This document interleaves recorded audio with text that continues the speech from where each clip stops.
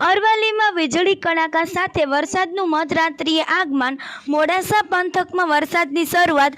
મોડાસા, સાકરિયા, માથાસુલિયા, ઝાલોદરમાં ગાજવીજ સાથે વરસાદ. ભિલોડાના સુનોક, વાસેરા, કંપા પંથકમાં વાવાઝોડા સાથે વરસાદ. ગરમીના ભારે ઉકળાટ બાદ ભારે પવન બાદ વરસાદ શરૂ. વરસાદ થતાં બાજરી, જુવારના પાકોને નુકસાન થવાની ભીતિ. મોડાસામાં પવન સાથે વરસાદ થતાં અમુક વિસ્તારમાં વીજળી ગુલ. લોકો ગરમીમાં શેકાયા.